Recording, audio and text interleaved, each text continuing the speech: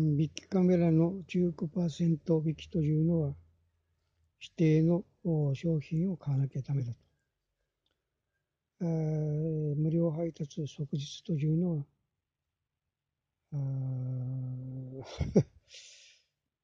1週間かかったとか。